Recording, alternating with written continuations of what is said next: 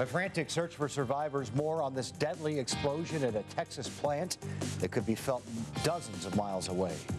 Plus, heading to the big screen, the technology being talked about at the Las Vegas convention, CinemaCon.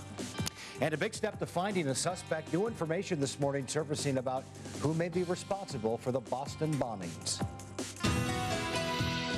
Welcome to a brighter morning. This is 8 News Now with Cale and Kirsten. Neighborhood weather with Sherry. And beat the traffic with Brian. And 4 a.m. Good morning, everyone. It's Thursday. Thank you for waking up with us. I'm Cale Ramaker. And I'm Kirsten Joyce. An extremely deadly explosion went off at a Texas fertilizer plant. In fact, the blast could be felt to upwards of 45 miles away. Right now this morning, investigators going door to door looking for survivors. So far, at least 100 people are hurt. We're hearing the death toll is between 5 and 15.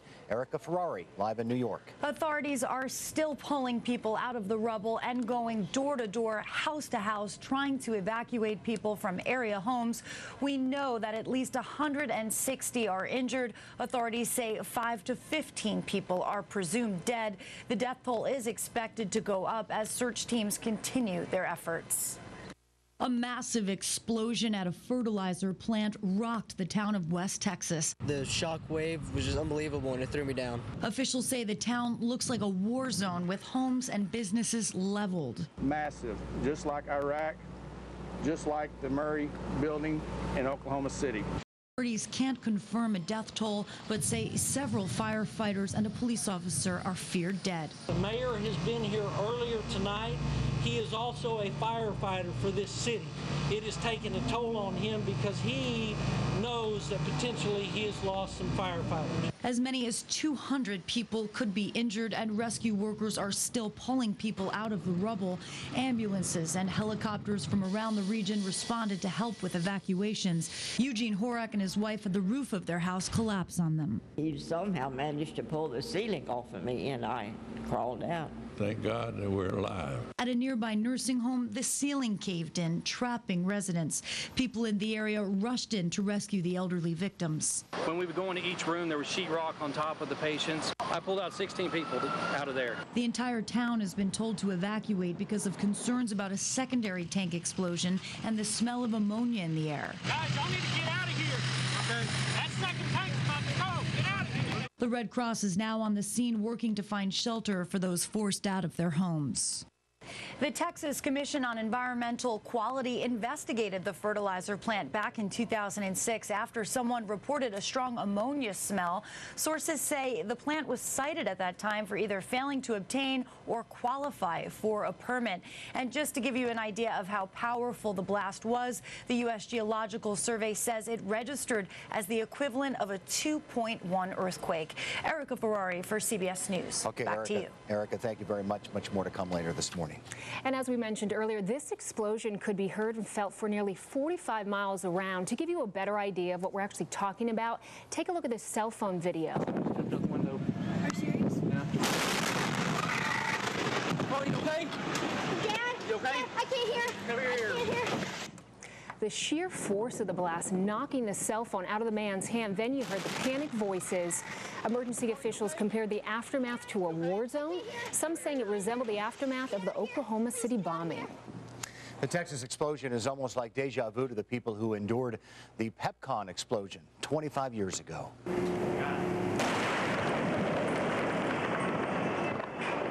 The difference, this plant made rocket fuel for the space shuttle program. A massive fire caused a massive explosion, decimating the Pepcon plant and flattening the Kid Marshmallow plant nearby. 2 people died, dozens were injured. The force of the blast back then broke windows for miles around, and the damage to the Pepcon plant dealt a big blow to the local economy. By the way, the anniversary, the 25th of this blast, is on May 4th. Okay, 4:04, and you are Kirsten Joyce. Welcome, everyone. It's great to have you here. Thank you, Cale. It's been a nice build-up. You were here yesterday behind the camera. Right, just getting a feel for everything, how things going, and just excited to be part of this. Of course, a little cool weather, as you were telling me, than we normally experience. And you know Nevada very well. You spent 6 years in Reno, I believe, doing the morning, so she knows Nevada quite well. All right, nice to have you here. We'll talk to you more throughout the morning. Let's get over to Brian Brennan, who's in for Sherry this morning. Brian, hello. Good morning. Kirsten brought some cooler weather with her. Welcome. Take a look outside. Nice, cool, clear conditions as you're driving into work. You might want to put on a light jacket. You won't need it probably for the rest of the day, but definitely this morning starting off in the 40s and a little bit of a breeze. Let's take a look at what the winds are doing. 14 miles per hour over at Fort Apache. El Dorado, 4 miles per hour, so mostly around 10 miles per hour and just a little bit lower than that. So for the most part, pretty calm conditions, although Red Rock getting about 14 miles per hour of wind and some gusts up to 20 miles per hour over at Fort Apache was recorded. West Charleston, 14 miles per hour. Kind of calmer outside of Las Vegas, and then the temperatures right now, like I said, in the upper 40s, breaking into the 50s, so nice and calm and pretty crisp. We'll have the rest of your forecast coming up later. For now, let's go over to traffic with Brian Loftus. Thanks so much, Brian. Good morning to all of you. Checking in with your commute and a good start right now. We start out free of accidents on the surface streets and on the freeways. We'll take it. 215 and Airport Connector. You do have a little bit of a construction cone zone here. It's as you move westbound from Eastern heading towards Airport Connector and towards I-15. You're down to a one-lane squeeze as they widen the freeway. This is each and every night, so we're kind of getting used to it, if you will. I-15 in Charleston, there's your northbound drive towards the Spaghetti Bowl, southbound coming down your television, and from this area near the Spaghetti Bowl down to the South Valley and 215. Quick travel time, as we can see, just taking you 8 minutes to move southbound. Northbound reverse commute in 7 minutes. Nice and easy, Cale. Brian, thank you. 406. This morning, it appears that investigators are a step closer to finding who's responsible for the bombing of the Boston Marathon. We say appear because all reports from national media outlets say that security cameras at a nearby Lord & Taylor department store caught a man on video leaving a bag in the area minutes before the blast. He left after the first bomb went off, and the potential suspect was later seen talking on a cell phone. So the FBI looking into phone records, hoping to match one of those calls placed in the area. Now, in the midst of the investigation, again being led by the FBI, an interfaith service will be held in Boston later this morning. President Obama scheduled to be there and is expected to give a speech. Two of the county's best prosecutors sifting through evidence against a man accused of murdering 3 people on the Strip. We are, of course, talking about the shooting nearly 2 months ago that also caused this fiery chain reaction crash. Family members of the victims were present to see Amar Harris's first appearance in a Las Vegas courtroom yesterday. Prosecutors say he's the man who shot and killed another driver on the Strip and Flamingo. Harris was arrested a week after the crime, was finally extradited back to Las Vegas. Family members say being so close to him was heart-wrenching. This is the hardest thing anyone would have to go through. Facing a killer, facing someone like that. I just miss the fact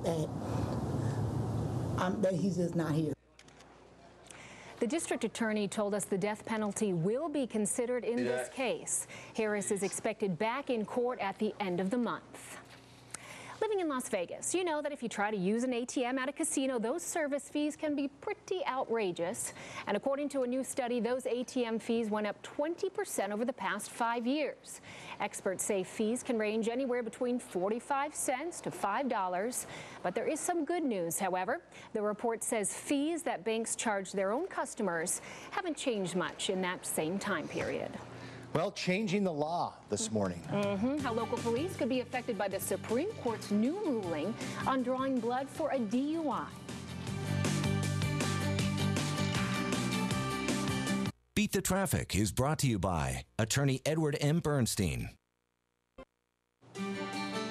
A man is now in jail after trying to burn down a special needs center, and ironically, he actually works for a rival center that offers similar services. Metro Police say they caught this man, Samuel Powers, leaving the Sports Social building Monday, gas can in hand. Investigators say they also found evidence of Molotov cocktails used inside. The fire charred walls, then set off the sprinkler system, which of course flooded the place. Sports Social actually housed 3 organizations meant to help children with autism and others with special needs. The building will have to remain closed until those repairs can be made. My heart was breaking. You know, I kind of burst into tears when I saw it. Just knowing that, you know, it affects so many people. The groups moved into the sports social location just a few months ago.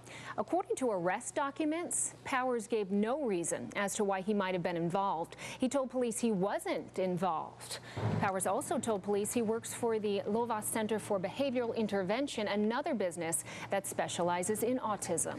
Law enforcement officers may have to take an extra step in the future to catch drunk drivers. The U.S. Supreme Court recently ruled usually need to get a warrant to obtain blood samples from suspected drunk drivers. And as you know, getting a warrant can sometimes take plenty of time. As Aaron Drawhorn reports, the ruling may bring sweeping changes. Drive drunk in Nevada and police can get any driver to blow into a breathalyzer or take you in to draw blood.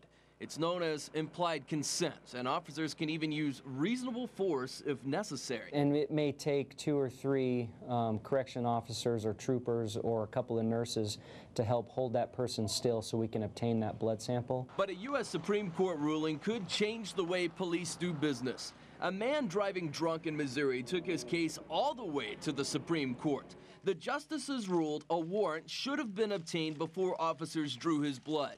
In Nevada, seldom do suspected drunk drivers fight it. It's not an issue. People usually choose the breath test or the blood test, and we proceed from there. For defense, it's going to be good. Garrett Ogata is a defense attorney who represents drunk drivers. He agrees with the Supreme Court on warrants. When somebody is piercing your skin, putting a needle into your veins, that is unreasonable, and that would require a warrant. So they're following the Fourth Amendment. The Supreme Court justices are following the Fourth Amendment. But don't expect changes overnight. This ruling could mean law enforcement will have to follow more guidelines when getting blood from suspects. And the court has also signaled it may have more to say in a future ruling.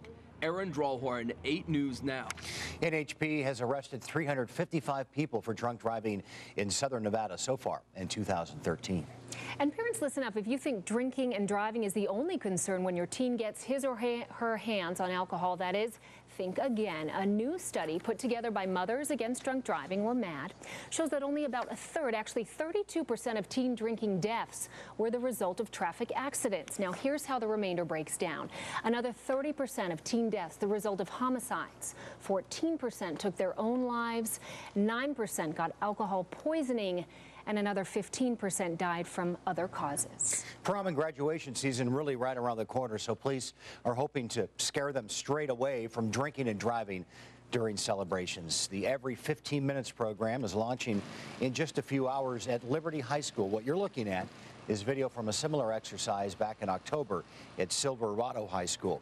Leaders hope staging a drunk driving crash scene and showing the wreckage will help people realize, especially the kids, that drunk driving is not worth it. Definitely. Well, we know those motorcycles out there, they certainly like to zip through all the traffic, don't they? Yeah, like this video right here. They don't even use lanes. Well, a bill could make it legal for motorcycles to skip all of the backups. Plus, hitting the big screen, the latest movie theater technology being released that could actually give you a little motion sickness.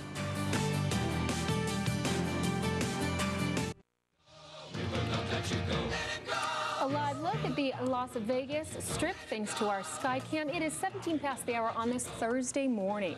Well, here's some lighthearted video for you to check out this morning. A cat deciding that a soccer match looked like so much fun, he decided to join in. Take a look here. The cat's invading the field during a game in the Netherlands. Look at him go. The game was actually in a 0-0 stalemate, so it was an entertaining way to liven up the crowd. You can hear him cheering there.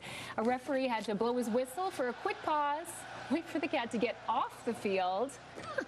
Eventually someone caught him before halftime. That's hilarious. Still 0-0 there, you know. That says something about, there they are catching the cat. It says something about the excitement of soccer, which always has had a hard time grabbing on in the United States, that a cat would bring more excitement to the game than... Soccer is a blast and is very fun to watch and play, Cale. Yes, well, I know that, but what I'm saying is to the critics that, the fact that a cat would...